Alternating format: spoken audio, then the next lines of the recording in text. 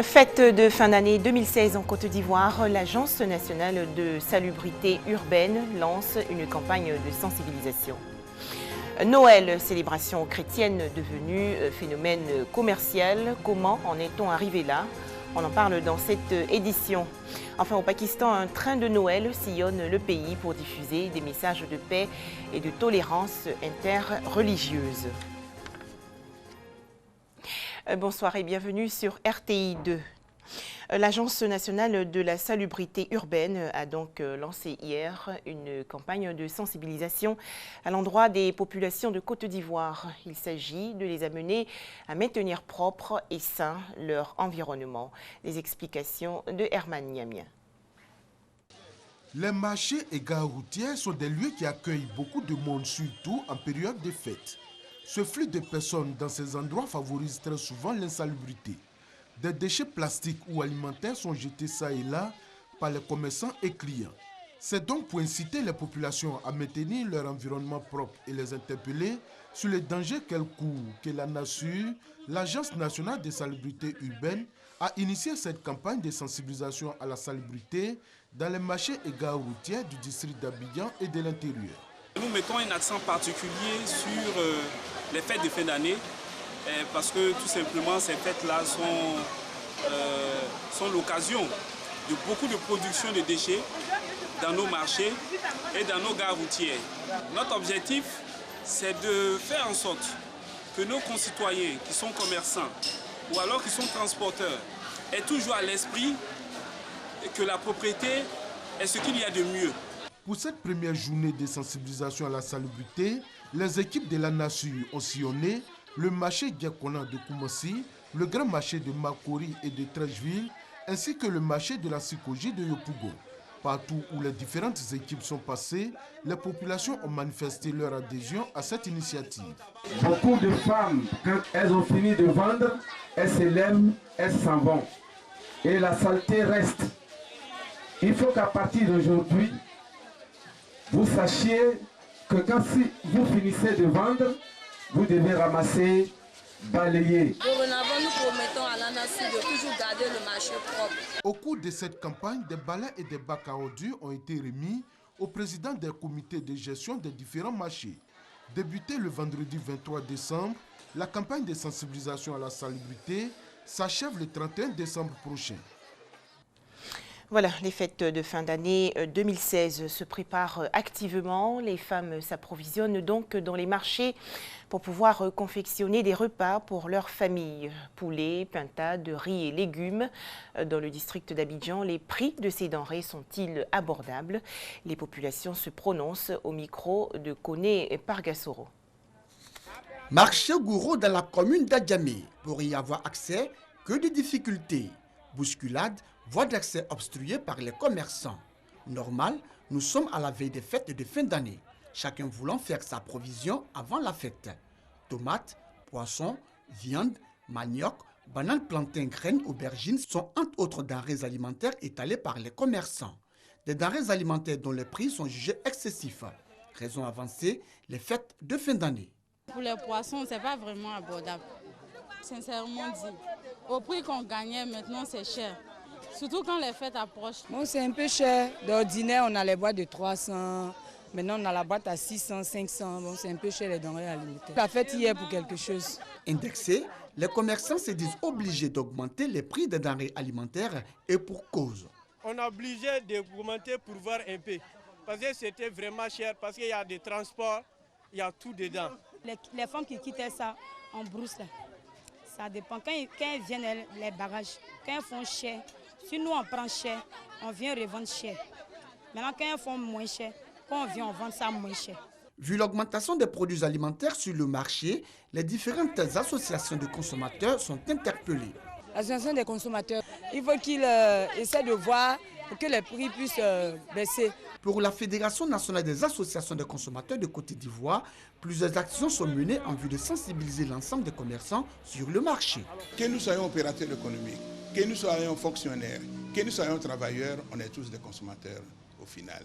Que l'un dans l'autre, nous devons faire en sorte que nos actions que nous menons puissent profiter à tous les consommateurs pour que nous passions de très belles fêtes.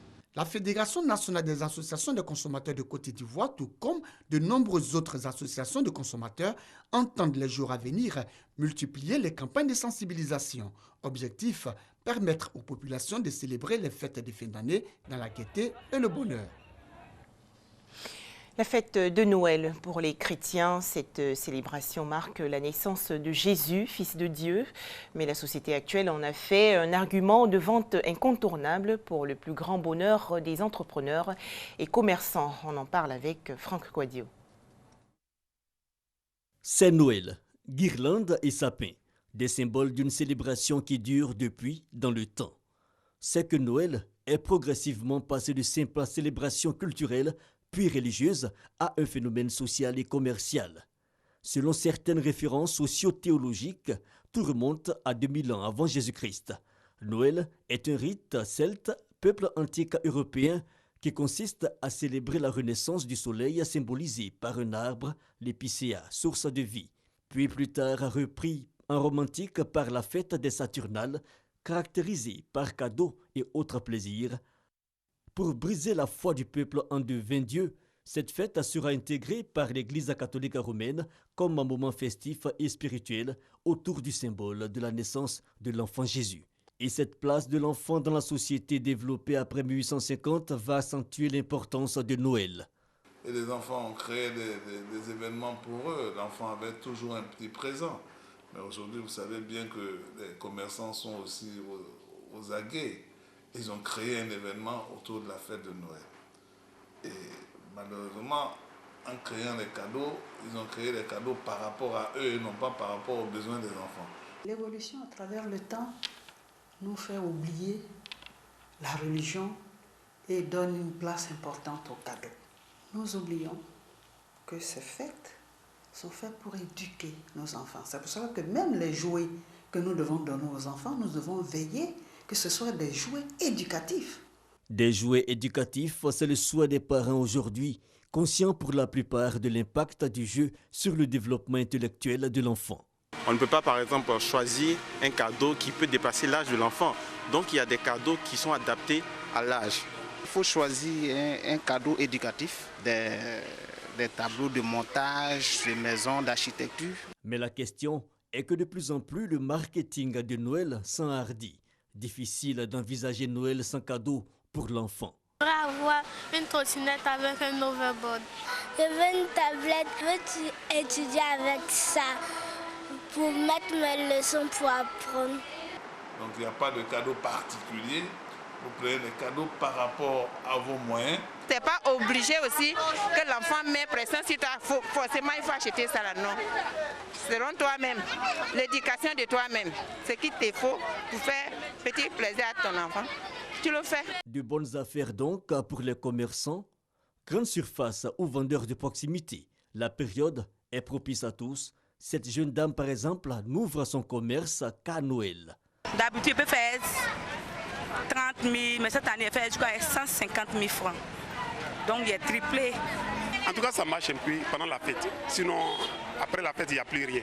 L'embellie à Noël gagne le monde entier. Au Canada, par exemple, l'industrie de fabrication de poupées rapporte depuis 2012 plus d'1 milliard de francs CFA par an selon les statistiques nationales. En somme, simple célébration culturelle puis liturgique, Noël est devenu une pratique de consommation qui s'impose à la société aujourd'hui. Surtout qu'à cette période, c'est la projection pour chacun vers la nouvelle année avec son lot de bonnes résolutions. Dans quelques heures, donc, les festivités marquant la Noël 2016. Les parents ont bien entendu acheté des cadeaux pour leurs enfants, différents types de jouets dans les magasins du district d'Abidjan, poupées, voitures et autres vélos.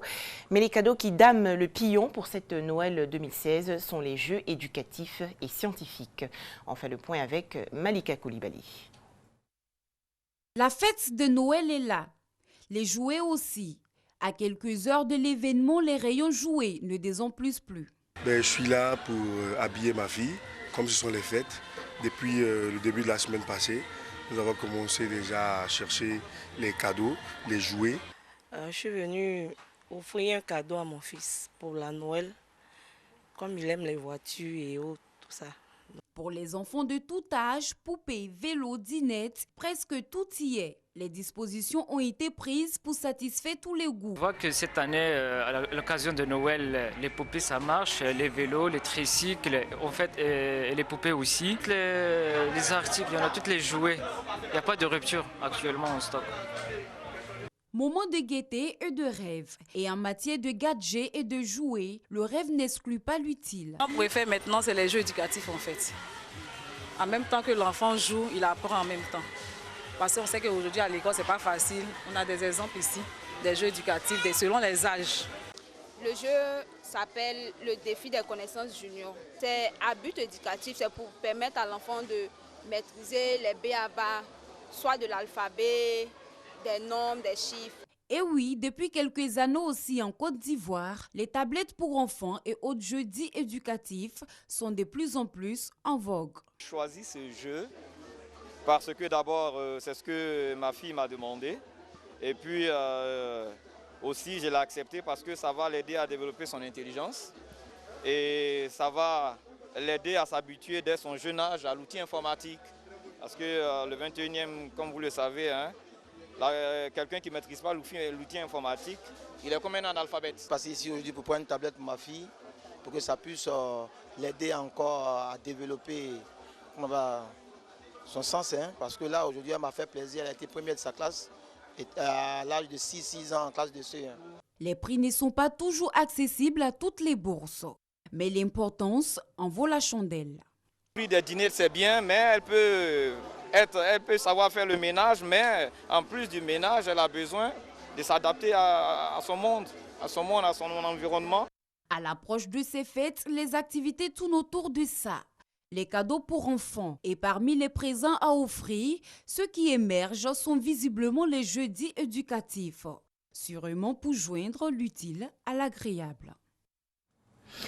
Plus loin en France, c'est une fête de Noël sous très haute sécurité. Les autorités redoutent un quelconque attentat lors de cette célébration chrétienne, situation qui aura alors une symbolique forte pour les djihadistes. 91 000 policiers, gendarmes et militaires sont mobilisés. Les lieux de culte et rassemblements contrôlés avec minutie. Noël 2016 au Pakistan, l'occasion de promouvoir la paix et la tolérance interreligieuse. Et pour atteindre cet objectif, un train de Noël sillonne actuellement le pays. Ce convoi, composé de voitures et orné de crèches et sapins, va offrir à chaque arrêt aux populations un moment de fête et de partage. Retour en Côte d'Ivoire. Le Fonds mondial de lutte contre le paludisme, le sida et la tuberculose soutient le gouvernement ivoirien dans la lutte contre ces 3 pandémies. Cette institution a décidé d'octroyer au pays une enveloppe budgétaire de 126 milliards de francs CFA pour la période 2018-2020. Mamadou Kwasi.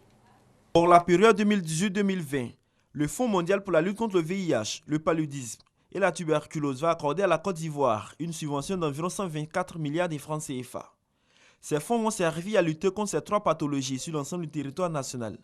Avant l'arrivée de ce fonds, la CCM Côte d'Ivoire, la représentante locale du Fonds mondial, initie un dialogue au pays. Il s'agit avec les ONG, les structures travaillant dans la lutte contre le VIH, la tuberculose et le paludisme, de répartir ces fonds en fonction des priorités et la pérennisation des acquis. Nous avons essentiellement décidé de faire une note conceptuelle, de faire une subvention sur spécifiquement le renforcement du système de santé.